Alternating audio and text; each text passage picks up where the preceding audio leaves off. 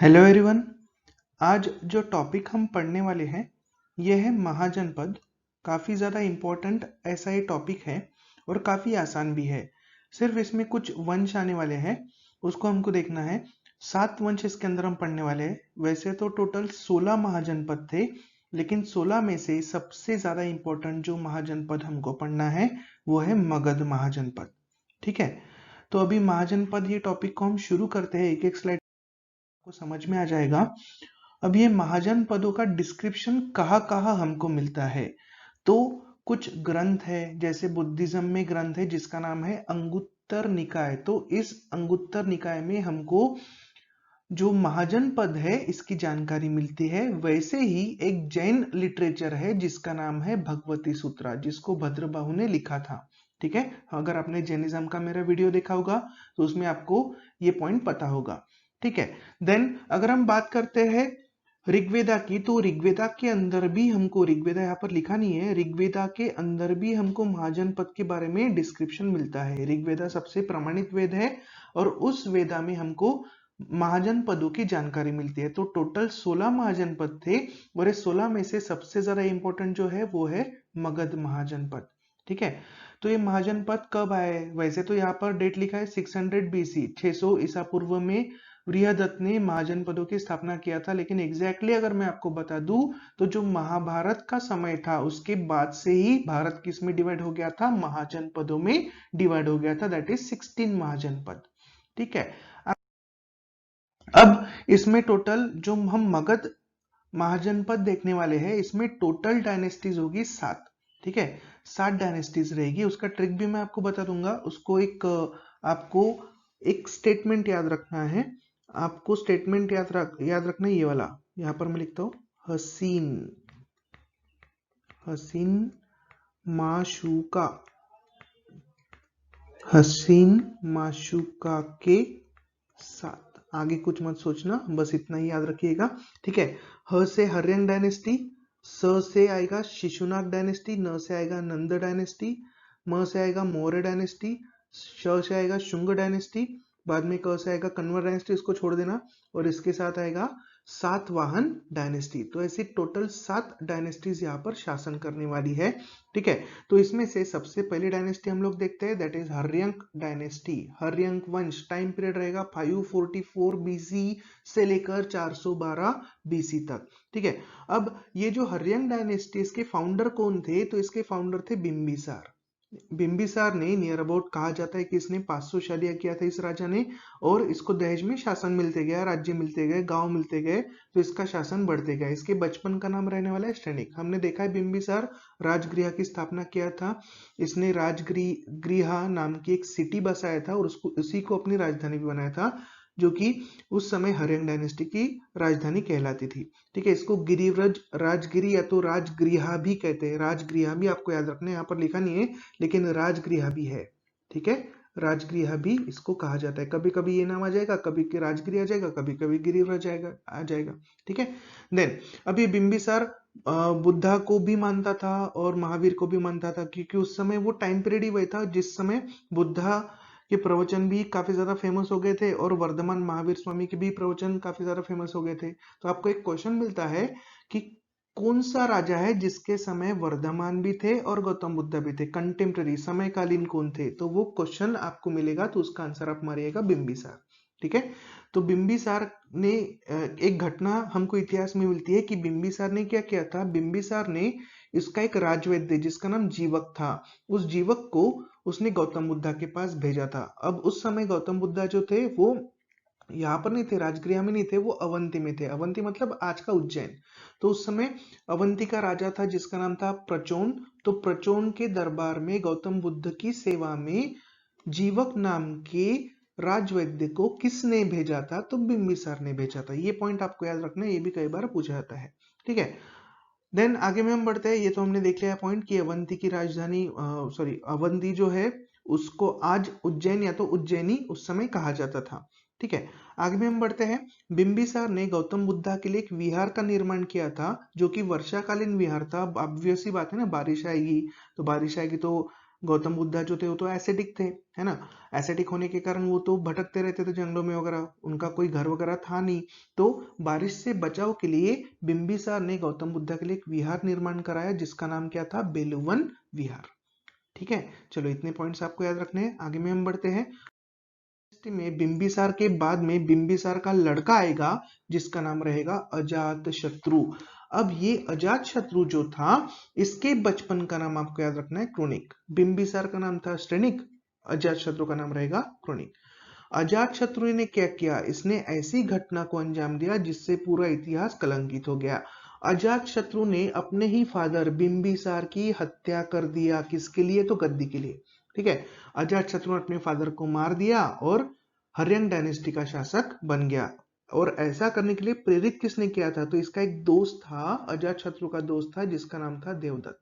ठीक है, आगे में हम बढ़ते हैं।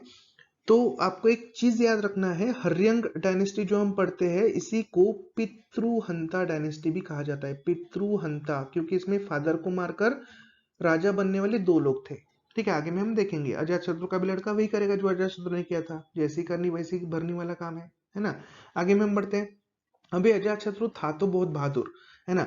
इसने कई सारे जो वेपन्स थे उसका इजाद किया था। रथमुराल एंड महाशिला कंटक, ऐसे दो हथियार इतिहास में हमको मिलते हैं। रथमुराल मतलब आपने बाहुबली अगर मूवी देखा होगा तो उसमें एक रथ देखा होगा, उस रथ के सामने में ऐसे पंखे लगे रहते हैं जो दुश्मनों को काटते हुए आगे बढ़ता है रथ, तो उसको रथमुराल कहते हैं।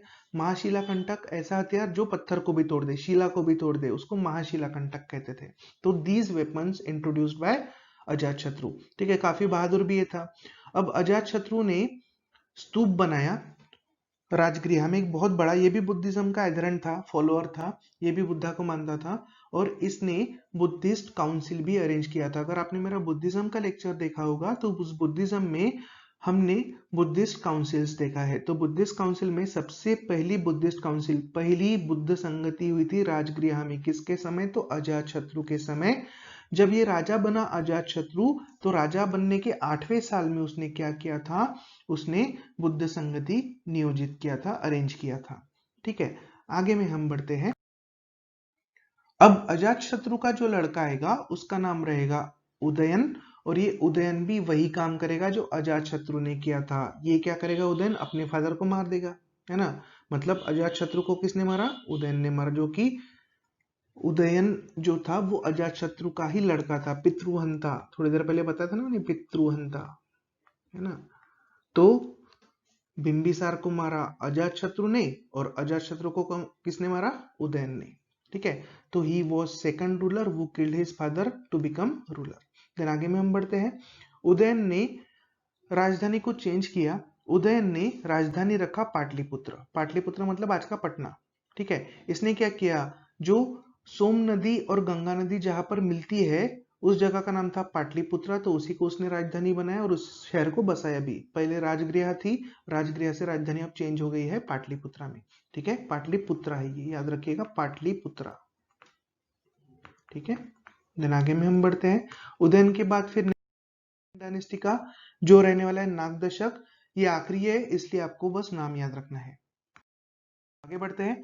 नेक्स्ट वाला आता है शिशुनाग डायनेस्टी। इसका टाइम पीरियड रहेगा 412 से लेकर 344 ईसा पूर्व तक। फाउंडर वही रहेगा शिशुनाग। कैपिटल इनकी चेंज हो जाएगी, कैपिटल रहेगी वैशाली, बिहार में आज। इसका लड़का रहेगा शिशुनाग का, जिसको काल अशोक कहा जाएगा तो काकवन कहा जाएगा। ये भी हमने पॉइंट पढ़ा है बुद्ध संगति में। इसके समय सेकंड बुद्धिस्ट काउंसिल, दूसरी बुद्ध संगति का आयोजन किया गया था। ठीक है, काल अशोक ने दूसरी बुद्ध संगति अरेंज किया था। साब कमीर उस समय चेयरमैन था। ठीक है, आपको याद होगा उस समय मैंने ट्रिक भी बताया था, अ मतलब अजात शत्रु, का मतलब काल अशोक, अ मतलब अशोक और क मतलब कनिष्क, अ का अक। ठीक है, राजाओं के नाम। बाद में चेयरमैन के नाम भी याद आप रख सकते थे। म सा मो से, म से महाकश्यप, मतलब जब पहली बुद्ध संगति हुई थी तब महाकश्यप था। म सा मो व, यहाँ पर लिख देता हूं मैं, म सा मो व। ये दूसरा ट्रिक था चेयरमैन के याद रखने के लिए। म से कौन था, महाकश्यप। सा से साब कमीर। तो दूसरी बुद्धिस्ट काउंसिल जो थी उसका जो चेयरमैन रहेगा वो रहेगा साब कमीर, तीसरे का रहेगा मुगलीपुत्ता टिस्सा और चौथे का वसुमित्रा। ठीक है, उसके बाद में काल अशोक जो था, जिसने बुद्ध संगति अरेंज किया दूसरी, उसने क्या किया, राजधानी को फिर से चेंज किया, वैशाली से उसने शिफ्ट कर दिया फिर से पाटलिपुत्रा में। उसके बाद में शिशुनाग डायनेस्टी का आखिरी राजा जो रहेगा वो रहेगा नंदीवर्धन। चलो आगे में बढ़ते हैं। अब इसके बाद में आएगी नंद डायनेस्टी। नंद डायनेस्टी का फाउंडर रहेगा महापद्मनंद, कैपिटल वही रहेगी पाटलिपुत्रा, और नंद डायनेस्टी का आखिरी राजा जो रहने वाला है वो रहने वाला है धनानंद। ये काफी ज्यादा इंपॉर्टेंट पॉइंट है। ये सब जो थे अभी तक जो राजा थे वो क्षत्रिय थे, है ना, वो सारे क्षत्रिय थे, और अभी जो राजा ये बना है नंद डायनेस्टी का, ये कौन थे, तो ये हम बोल सकते हैं नाई थे। ठीक है, देन आगे में हम बढ़ते हैं। आगे में हम पढ़ेंगे जब मौर्य डायनेस्टी हम पढ़ेंगे डिटेल में, तब जाकर और भी धनन के बारे में आपको बताऊंगा। ठीक है, चलो तो अभी हम आगे बढ़ते हैं। बारी आएगी अलेक्जेंडर द ग्रेट की। अलेक्जेंडर, सिकंदर महान, नाम सुना होगा आपने। ठीक है, अलेक्जेंडर जो था इसका जन्म हुआ था 356 ईसा पूर्व में। कहां पर, तो मैसिडोन जो कि ग्रीस में है, पेला नाम की जगह पर, यहाँ पर इसका जन्म होगा। इसके फादर का नाम जो रहने वाला है वो रहने वाला है फिलिप सेकंड। ठीक है, देन ये इसका जन्म 356 ईसा पूर्व में हुआ, और बाद में राजा कब बना, तो 331 ईसा पूर्व में बना। ठीक है, तो नियर अबाउट अगर आप इसको कैलकुलेट करते हो तो 356 में से 331 अगर आप माइनस कर दो तो आपको मिलेगा यहाँ पर 6 में से 1 गया 5, 5 में से 3 गया 2। ठीक है, तो at the age of 25 year ये क्या बन गया, ये राजा बन गया था। ठीक है, तो Alexander become king at the age of 25। Then उसके बाद में इसके टीचर का नाम रहेगा अरस्तु, टी आएगा आखिर में। हॉर्स का नाम रहेगा बुकाफिला। एलिफेंट जो रहेगा इसका काफी ज्यादा इसकी आज्ञा मानते थे हॉर्स और इसका एलिफेंट, जो कि इतिहास में काफी ज्यादा फेमस है, निकैया। देन आगे में हम बढ़ते हैं। तो ये पहला ऐसा यूरोपियन था जिसने भारत के ऊपर हमला किया। ये पॉइंट आपको याद रखना है, कई बार पूछा जाता है। इसने भारत के ऊपर हमला किया 326 ईसा पूर्व में। उस समय भारत में शासन जो चल रहा था, जो डायनेस्टी चल रही थी, वो थी नंद डायनेस्टी, और उस समय राजा था धनानंद। ठीक है, धनानंद थोड़ी देर पहले हमने देखा था। ठीक है, धनानंद जो कि चंद्रगुप्त मौर्य के समय भी रहने वाला है। हम बढ़ते हैं। अब तक्षशिला का एक राजा था जिसका नाम आम्बी था। तो आम्बी ने क्या किया, तक्षशिला आज पाकिस्तान में आता है। आम्बी ने सिकंदर से लड़ने की ना सोचते उसने क्या किया, सिकंदर के सामने आत्मसमर्पण कर दिया, दैट इज सरेंडर कर दिया। ठीक है, और बाद में दूसरा एक राजा था जिसका नाम था पोरस, जो कि पंजाब का शासक था। ठीक है, उसने ऐसा करने से रिफ्यूज कर दिया, मतलब सरेंडर करने से मना कर दिया। उसने क्या किया, पोरस ने लड़ाई किया सिकंदर के साथ। बहुत ही घमासान ऐसी लड़ाई हुई थी जिसमें पोरस तो हार जाएगा क्योंकि सिकंदर की सेना तो बहुत बड़ी होगी ना। ठीक है, तो सिकंदर जीता जरूर। सिकंदर ने क्या किया, अलेक्जेंडर ने क्या किया, झेलम नदी जो कि बहुत बड़ी थी उसको उसने ट्रिक से क्रॉस किया, उसकी पूरी सेना ने ट्रिक से क्रॉस किया और पोरस के साथ उसने लड़ाई किया। ठीक है, इस लड़ाई में पोरस तो हार गया, लेकिन पोरस हारने के बाद भी पोरस की जो महानता है वो सब देखकर अलेक्जेंडर ने पूरा पोरस का साम्राज्य पोरस को वापस कर दिया। उसने काफी उदारता दिखाई। ठीक है, अलेक्जेंडर ने पूरा पोरस का साम्राज्य उसको वापस कर दिया उसकी बहादुरी देखकर। आगे में हम बढ़ते हैं। ये आपको याद रखना है, बैटल ऑफ वितस्ता कई बार पूछा था कब हुआ था, तो 326 ईसा पूर्व में होता है। इसको हाइडेस्पेक की लड़ाई भी कहा जाता है।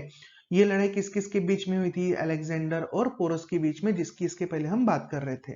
ठीक है, आपको ये क्वेश्चन भी आता है, अलेक्जेंडर भारत में कितने दिनों तक रहा या तो कितने समय तक रहा, तो टाइम पीरियड याद रखना, 19 मंथ्स तक वो भारत में रहा था। अलेक्जेंडर और भी भारत जीतना चाहता था लेकिन नहीं जीत पाया। क्यों, क्योंकि अलेक्जेंडर की आर्मी यूरोप से जीतते जीतते हर राजा को हराते हुए आ रही थी, है ना। तो भारत में आते आते व्यास नदी जो थी ये बहुत बड़ी थी, और इस नदी को क्रॉस करना इतना आसान काम नहीं था। इसका फ्लो भी काफी ज्यादा था, काफी इसमें पानी बहुत स्पीड से बहता था, जिसके कारण अलेक्जेंडर की आर्मी पहले ही उनकी हिम्मत टूट गई थी इस नदी को देखकर, और उन्होंने ऑलरेडी झेलम नदी भी क्रॉस कर ली थी और भी लड़ाइया किया था।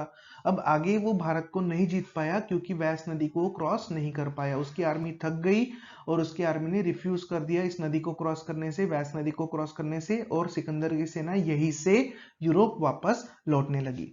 ठीक है, अलेक्जेंडर भारत में आया था एरियन के साथ, और वो कालानाश नाम का एक ये था, हम बोल सकते हैं जिसको फाइटर था, उसको लेके गया।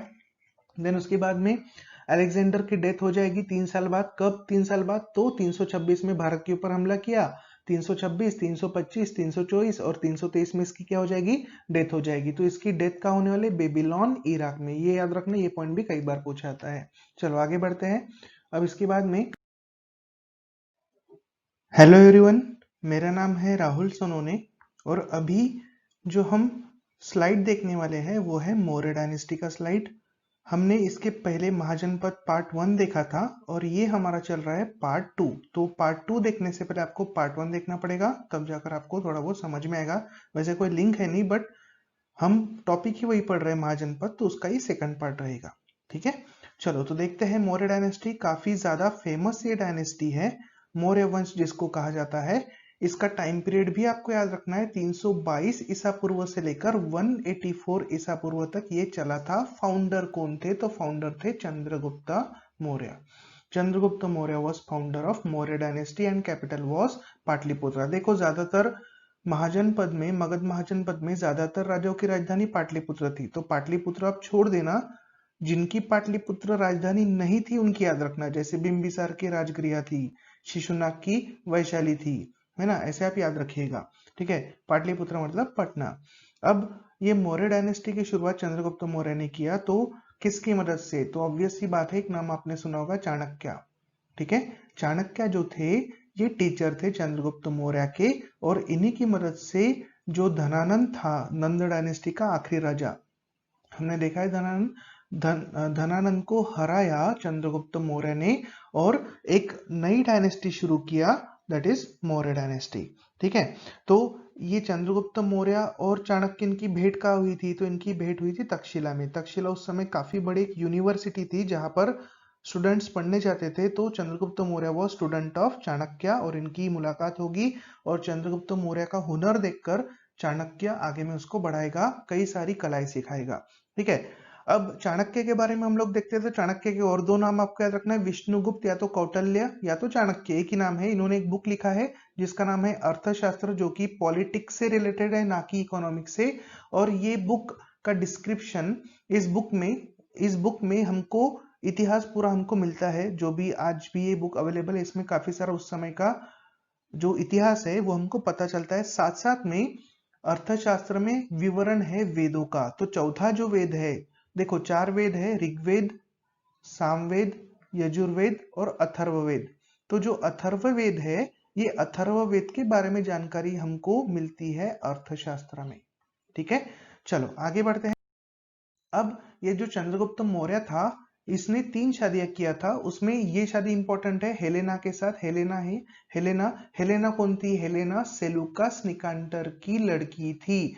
तो चंद्रगुप्त मौर्य ने हेलेना से शादी किया, जो कि सेलूकस निकांटर की लड़की थी, जो कि यूरोप का राजा था।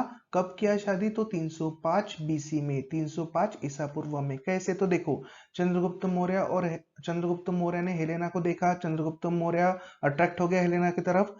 अब इससे शादी तो करना है, बिल्कुल शादी कर सकता था, राजा ही था। लेकिन जो चाणक्य थे, तो चाणक्य ने कहा कि हेलेना के साथ तुम उसको भगा कर मत लाओ, उसके साथ तुम शादी करो। कैसे शादी करो? तो उसको जीतो। कैसे जीतो? तो उसके फादर को हराओ। फादर मतलब कौन? तो सेल्यूकस निकेंटर। तो सेल्यूकस निकेंटर और चंद्रगुप्त मौर्य के बीच में लड़ाई हुई, और ये लड़ाई किसने जीता? चंद्रगुप्त मौर्य ने ये लड़ाई जीता था।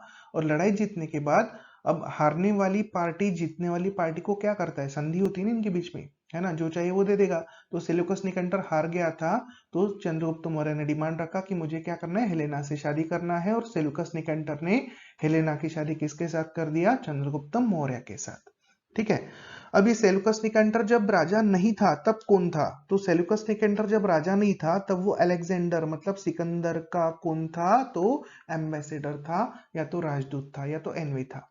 ठीक है, देन सेल्यूकस निकेंटर को चंद्रगुप्त मौर्य ने 500 हाथी दिए थे। इसका विवरण भी हमको कई सारे बुक्स में मिलता है। साथ में ये बहुत ज्यादा इंपॉर्टेंट पॉइंट है, बहुत ही फेमस ट्रेवलर है जिसका नाम है मेगास्थनीज। ठीक है, मेगास्थनीज ने भारत भारत विजिट किया था, किसके समय? तो चंद्रगुप्त मौर्य के समय, या तो चंद्रगुप्त मौर्य के दरबार में वो आया था 305 बीसी में।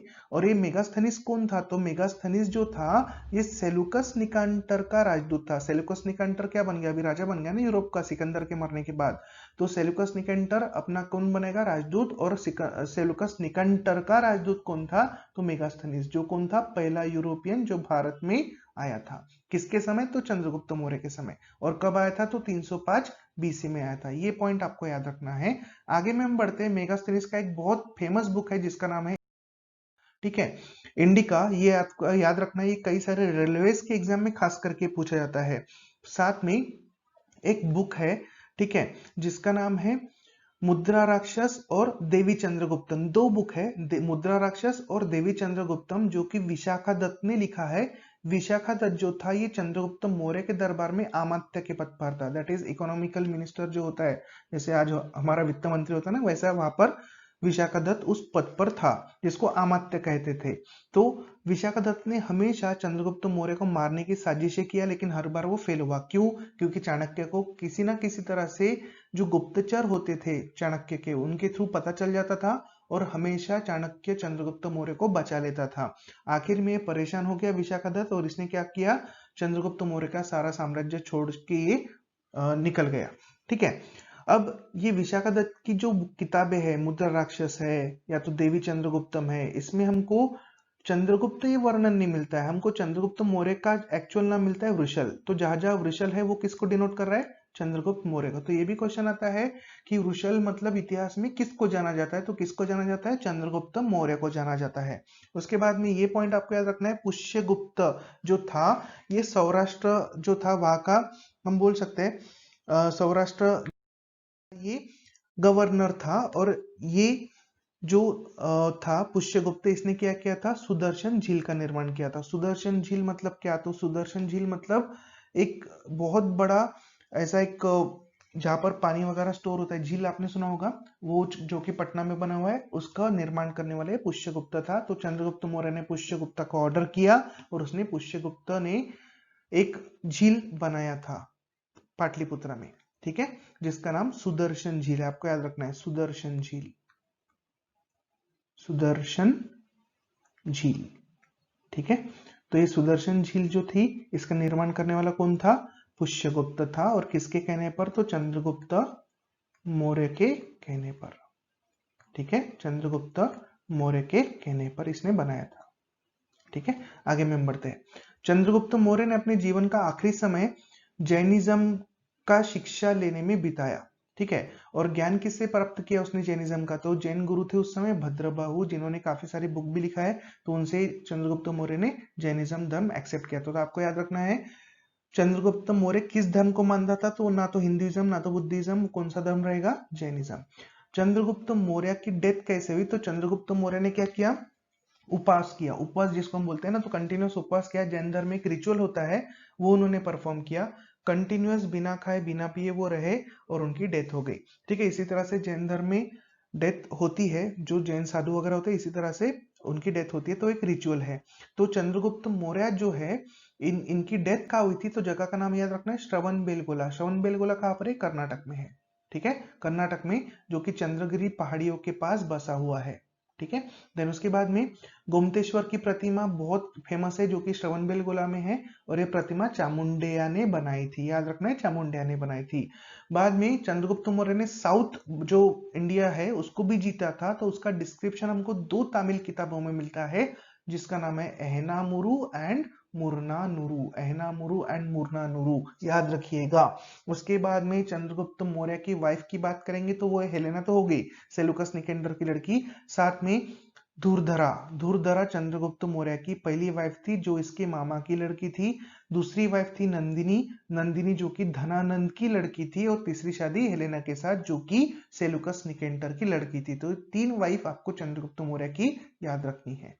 आगे में हम बढ़ते हैं, तो नेक्स्ट वाला राजा आएगा बिंदुसार। बिंदुसार चंद्रगुप्त मौर्य का लड़का रहेगा, जिसका टाइम पीरियड रहेगा 298 बीसी से लेकर तो 273 बीसी तक। कैपिटल वही रहेगी पाटलिपुत्रा। बिंदुसार जो था ये कौन से धर्म को मानता था? तो आजीवक संप्रदाय को मानता था। आजीवक संप्रदाय में जो रूल्स लगते थे वो नियर अबाउट जैनिज्म के थे, जैनिज्म जैसे ही रूल थे, है ना। मक्खली गौशाल जो था इसने आजीवक संप्रदाय की स्थापना किया था। जैनिज्म वाले लेक्चर में आपको ये पॉइंट मिल जाएगा, ठीक है। देन बिंदुसार को अमित्रघात नाम से जाना जाता है। कई सारे बुक्स में ये स्पेलिंग लिखा है, अमित्रा, CHOTS, ठीक है। ये स्पेलिंग मिलता है आपको अमित्रघात। अमित्रघात मतलब जो मित्र नहीं उसको उसका नाश करने वाला, उसको खत्म करने वाला, दैट इज स्लेयर ऑफ फोज। तो शत्रुओं को ये छोड़ता नहीं था, मारता था, इसलिए इसको बिंदुसार को अमित्रघात नाम से जाना जाता है इतिहास में, ठीक है। बिंदुसार ने कई सारे नए नए शासन जीते, साउथ एम्पायर जीता, साउथ के राजाओं को हराया, और वो सब शासन अपने जो मौर्य डायनेस्टी, मौर्य का साम्राज्य था उसमें उसने मिलाया, ठीक है। डायमेकस जो था, डायमेकस एक एम्बेसिडर था, यूरोप का एक राजा था उस समय, बिंदुसार के समय, जिसका नाम था एंटीऑक्स। एंटीऑक्स का एम्बेसिडर बिंदुसार के दरबार में आया था। और दूसरा नाम याद रखना है, डियानीसियस।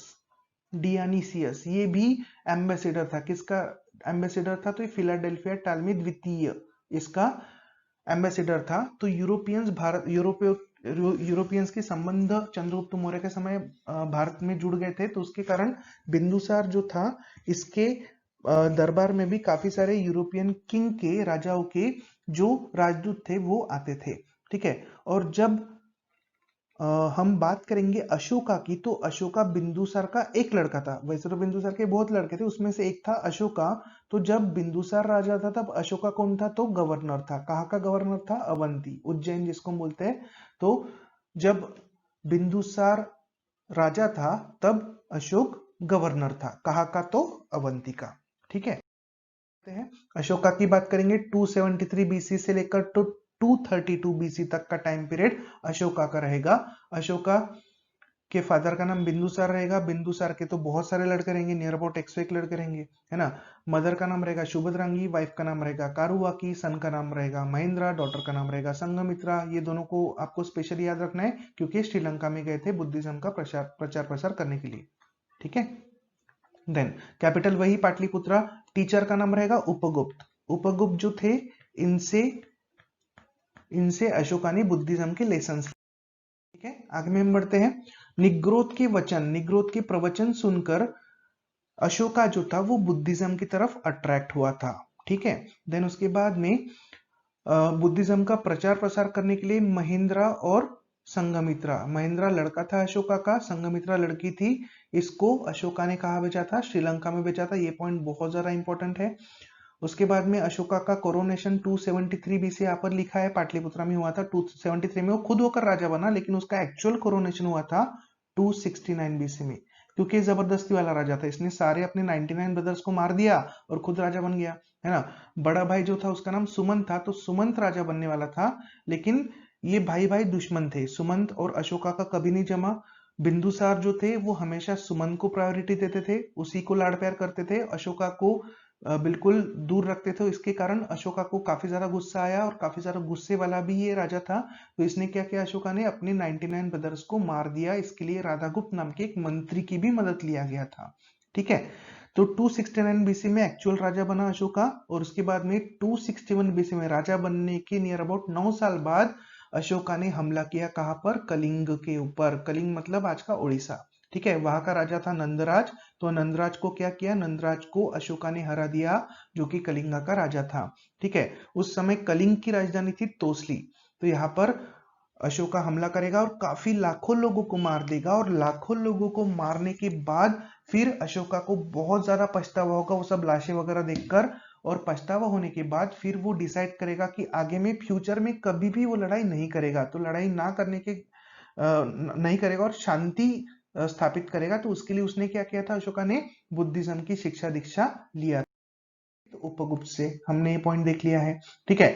अशोका की जो भाषाएं थी, दो भाषाएं थी, एक ब्राह्मी और एक खरोष्टी, ठीक है। तो ब्राह्मी जो थी वो लेफ्ट टू राइट लिखी जाती थी, और खरोष्टी जो थी वो राइट टू लेफ्ट लिखी जाती थी। इसके ऊपर आपको क्वेश्चन बनते हैं, लेफ्ट टू राइट लिखी जाने वाली अशोका के दरबार की भाषा कौन सी? तो ब्राह्मी। और राइट टू लेफ्ट बोलेगा तो कौन सी? खरोष्टी, ठीक है। देन उसके बाद में लोगों की जो भाषा थी, जनरल भाषा जो लोगों की थी वो थी पाली भाषा, बोले जाने वाली भाषा, और जो लिखी जाने वाली भाषा जो थी वो थी प्राकृत, ठीक है। देन उसके बाद में करेंसी जो थी मौर्य डायनेस्टी की या तो अशोका के समय की वो थी पन या तो काशापन। उसके बाद में टैक्स इनको जो मिलता था वो जमीनी कर से मिलता था। हम बढ़ते हैं। मौर्य डायनेस्टी का आखिरी राजा जो रहेगा वो रहेगा वृहदत्त। ये काफी कमजोर राजाओं में आता है, इसकी डेथ हो जाएगी, इसको मार दिया जाएगा और एक नई डायनेस्टी स्थापित होने वाली है। बुद्धिस्ट ट्रेडिशन के हिसाब से अशोका ने क्या किया था, अपने 99 ब्रदर्स को मार दिया, एक भाई को उसने छोड़ दिया था जिसका नाम है तिष्य। ठीक है, तिष्य। तो तिष्य को छोड़ दिया उसने, और तिष्य सबसे छोटा था, इसको राजपाट में इंटरेस्ट नहीं था, इसलिए इसको छोड़ दिया गया। इसको नहीं मारा अशोका ने और बाकी 99 ब्रदर्स को मार दिया। सबसे बड़ा जो भाई था उसका नाम था सुमंत, ये राजा बनने वाला था, बिंदुसार का फेवरेट था, लेकिन सबसे पहले इसी को अशोका ने मारा था। और अशोका ने इन सब 99 ब्रदर्स को मारने के लिए हेल्प लिया था किसकी, राधा गुप्त की। राधा गुप्त बिंदुसार का एक मिनिस्टर था, ठीक है, जिसकी मदद से क्या किया, अशोका ने सारे उसके ब्रदर्स को मार दिया, एक को छोड़कर। कौन, तो वो तिष्य। ठीक है, बढ़ते हैं। अब अशोकन एडिक्ट्स एंड इंक्रिप्शन के बारे में देखते हैं। जो शिलालेख है, स्तंभलेख है, उसके बारे में देखते हैं। तो ऐसे टोटल 13 स्तंभलेख हमको मिलते हैं, 13 इंस्क्रिप्शन हमको मिलते हैं, रॉक इंस्क्रिप्शन। 1970 में टिकेंथलर, ये नाम आपको याद रखना है, 1970 में टिकेंथलर को सबसे पहले शिलालेख मिले थे अशोका के। उसके बाद में अशोका के जो शिलालेख मिले उसको पढ़ने का काम किया जेम्स प्रिंसेप ने, जेम्स प्रिंसेप ने। ठीक है, दोनों अलग अलग क्वेश्चन बनते हैं। किसको मिला इंस्क्रिप्शन पहला, तो टिकेंथलर को। पढ़ा किसने, जेम्स प्रिंसेप ने। 7 हमको स्तंभलेख मिले हैं, पिलर एडिक्ट जिनको हम बोलते हैं, जो अशोका से बिलोंग करते हैं। प्रयाग पिलर जो था उसको अकबर ने मूव किया था, कौशाम्बी से इलाहाबाद तक। उसके बाद में दिल्ली टू टोपरा फिरोज शाह तुगलक ने इसको मूव किया था, दिल्ली टू मेरठ ये भी फिरोज शाह तुगलक ने इसको लेके गया था। ये 12वीं 13वीं शताब्दी की हम बात करेंगे, जब भारत के ऊपर दिल्ली सल्तनत नाम का टॉपिक चलेगा, तो उसमें 5 राजवंश आएंगे, उसमें तुगलक डायनेस्टी जब आएगी तब हम इसके बारे में हम पढ़ने वाले, दैट इज मिडिवल हिस्ट्री। अभी जो हम पढ़ रहे हैं वो एंशिएंट हिस्ट्री है। ठीक है, अब अशोका का जो 7वां पिलर एडिक्ट है आखिरी वाला, उसके ऊपर हमको पता चलता है कि मौर्य और डायनेस्टी का राजा कौन था उस समय, अशोका था। उसने खुद को वहां पर लिख के रखा है कि वो क्या था, वो मौर्य डायनेस्टी का राजा था, ऐसा उसने लिख के रखा है। तो यहां से इस 7 पिलर एडिक्ट से हमको ये जानकारी। ठीक है, नेक्स्ट वाली डायनेस्टी है शुंग डायनेस्टी। तो शुंग डायनेस्टी जो थी, इसका फाउंडर जो रहने वाला है वो रहेगा पुष्यमित्रा शुंगा। तो पुष्यमित्रा शुंगा एक ब्राह्मण कमांडर था, किसका, वृहदत्त का। वृहदत्त कौन, तो वृहदत्त हमने थोड़ी देर पहले देखा था, आखिरी रूलर किसका, मौर्य डायनेस्टी का। मौर्य डायनेस्टी का आखिरी रूलर वृहदत्त, जो कि कमजोर था, इसको मारकर शुंग डायनेस्टी की स्थापना किसने किया, पुष्यमित्र शुंग ने किया था। ये ब्राह्मण्स थे, शुंग डायनेस्टी के जितने भी राजा थे वो सब ब्राह्मण्स थे। ठीक है, भले ही ब्राह्मण्स थे, लेकिन इन्होंने क्या किया था, भरहुत स्तूप बनाया था। उस समय कोई धर्म वम थे नहीं, वो धर्म का बंटवारा तो बाद में हुआ। उस समय हिंदुइज्म था, हिंदुइज्म के बाद में, हिंदुइज्म मतलब वैदिक कल्चर चला, वैदिक कल्चर के बाद में फिर बुद्धिज्म आया, फिर जैनिज्म आया, ये सारे धर्म आते गए और लोग एक्सेप्ट करते गए।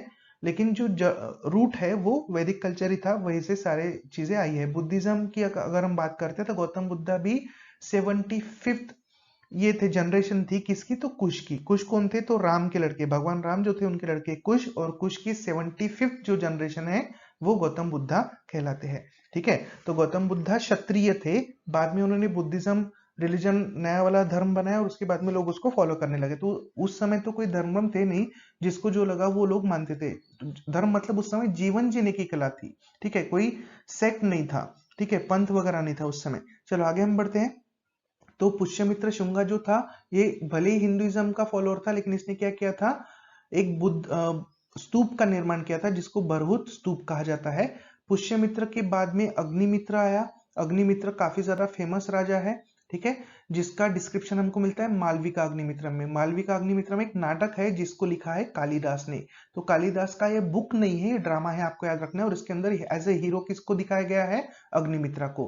अग्निमित्रा के बाद में शुंग डायनेस्टी के कई सारे कमजोर शासक आना शुरू हो गया, जैसे यहाँ पर वसुमित्र है, वज्रमित्र है, भागभद्र है, देवभूति है। इन सब ने क्या किया, ऐसे किया, मतलब शासन को बढ़ाए नहीं, लड़ाई वड़ाई कुछ किया नहीं, बहुत बहादुरी दिखाई नहीं, इसके कारण शुंग डायनेस्टी बहुत गई। ठीक है, अब ये पॉइंट आपको याद रखना है। पतंजलि जिन्होंने महाभाष्य लिखा है, पतंजलि ऋषि थे, इन्होंने 2 अश्वमेध यज्ञ परफॉर्म किए थे, किसके लिए, पुष्यमित्र शुंगा के लिए। फाउंडर था ना शुंगा डायनेस्टी का, ठीक है। तो फाउंडर के लिए अश्वमेध यज्ञ अरेंज किए थे, कितने? तो 2। किसने अरेंज किया था? तो पतंजलि ने 2 अश्वमेध यज्ञ अरेंज किए थे। ये क्वेश्चन भी कई बार आता है, किसके लिए? तो पुष्यमित्र शुंगा के लिए, ठीक है। और पतंजलि द्वारा लिखित किताब कौन सी है? तो महाभाष्य। अब उसके बाद में हमको एक पॉइंट मिलता है, ये पॉइंट भी इंपॉर्टेंट है, जो रेलिंग है सांची स्तूप तो अशोका ने बनाया था, तो उसका जो रेलिंग है वो रेलिंग बनाने का काम जो शुंग डायनेस्टी थी उसके समय हुई थी, मतलब शुंग डायनेस्टी के राजाओं ने उसको बनाया था, ठीक है। बढ़ते हैं, कन्वर डायनेस्टी की बात करेंगे। कन्वर डायनेस्टी 73 बीसी में आया था। इसमें जो वासुदेव था, ठीक है, वासुदेव, ठीक है, वासुदेव ने क्या, देखो ये पॉइंट आप पढ़ो, इन 73 BC Devabhuti last ruler of Shunga dynasty, मतलब शुंग डायनेस्टी का आखिरी राजा कौन था? देवभूति। इसकी हत्या हो जाएगी और इसकी हत्या कौन करेगा? वासुदेव करेगा। तो वासुदेव किसकी स्थापना करेगा? कन्वर डायनेस्टी की स्थापना करेगा। ये ज्यादा दिन तक ये डायनेस्टी चली नहीं, ये डायनेस्टी बहुत जल्दी खत्म हो गई। में हम बढ़ते हैं, लास्ट वाली डायनेस्टी हम देखते हैं, सातवाहन डायनेस्टी। 60 बीसी से लेकर तो आगे में ये चली, इस ईस्वी तक चला, 225 ईस्वी तक ये चली, 60 ईसा पूर्व से लेकर 225 तक, मतलब इसमें कई सारे राजा आने वाले हैं, 23-24 राजा आने वाले हैं, ठीक है। तो इनकी कैपिटल रहेगी प्रतिष्ठान, जिसको आज हम पैठन बोलते हैं, महाराष्ट्र में पैठन जो है ये इनकी राजधानी रहेगी। सातवाहन डायनेस्टी की फाउंडर रहेगा सिमुक, नाम याद रखना है, ठीक है। सातवाहन डायनेस्टी का फाउंडर सिमुक। इसमें एक राजा था जिसका नाम था सातकर्णी फर्स्ट, जो कि तीसरा राजा था सातवाहन डायनेस्टी का। इसने इस डायनेस्टी को काफी ज्यादा मान सम्मान दिया था, काफी ज्यादा पावरफुल भी ये राजा था। उसके बाद में हाल नाम का एक राजा था जो कि 17वां राजा था। इसने 2 बुक लिखा है, एक का नाम है गाथा सप्तशती और दूसरे का नाम है सतसाई, ठीक है। गाथा सप्तशती को ही सतसाई भी कहा जाता है, जो कि प्राकृत भाषा में लिखा हुआ है। उसके बाद में गुणाढ्य, ये भी पॉइंट आपको याद रखना है, गुणाढ्य ने बृहत कथा नाम का एक बुक लिखा है, जो कि हाल नाम का जो राजा था, हाल, इसके दरबार में था। इसके दरबार में राइटर के पद पर था, लेखक के पद पर था गुणाढ्य, ठीक है। तो गुणाढ्य राइटर था और किसके दरबार में था? हाल के। और हाल कौन था? 17वां राजा था। कौन से डायनेस्टी का? सातवाहन डायनेस्टी का। आगे में हम बढ़ते हैं, गौतमी पुत्र सातकर्णी जो था ये 23वां रूलर था सातवाहन डायनेस्टी का। इसका टाइम पीरियड भी है 106 से लेकर 130 ईस्वी तक, जिसने, जो कि बहुत ही ज्यादा पावरफुल ऐसा राजा है जो जल और थल दोनों में लड़ाई करता था। एक बार इसने तलवार उठाई तो एक बार में 100 लोगों को मार डालता था। इतना ज्यादा पावरफुल ये रूलर कहा जाता है। तो सातवाहन डायनेस्टी ने क्या किया था? जमीन देने की प्रथा शुरू किया था। इन्होंने ब्राह्मणों को या तो जो बुद्धिस्ट मंक्स होते हैं इनको जमीन दान देने की शुरुआत किया था। बाद में कार्ली की गुफाएं सुना होगा आपने, जो कि महाराष्ट्र में है, वो सातवाहन डायनेस्टी से बिलोंग करती है। उसके बाद में सातवाहनास के जो कॉइन्स थे वो जनरली बने थे कॉपर और ब्रॉन्ज से। इनकी जो करेंसी थी वो कॉपर और ब्रॉन्ज से बनी हुई थी, ठीक है। चलो, तो ये यहाँ पर ये लेक्चर खत्म होता है। इसको आप 2-3 बार देखिए, बहुत ज्यादा आपको हेल्प होने वाली इस टॉपिक में, महाजनपद में, और काफी आसानी से आपको समझ में आएगा। 2-3 बार देखिए, कुछ इश्यू है तो आप कमेंट कर सकते हैं या तो आप डायरेक्टली मुझसे कांटेक्ट भी कर सकते हैं। So thank you very much class, have a nice day.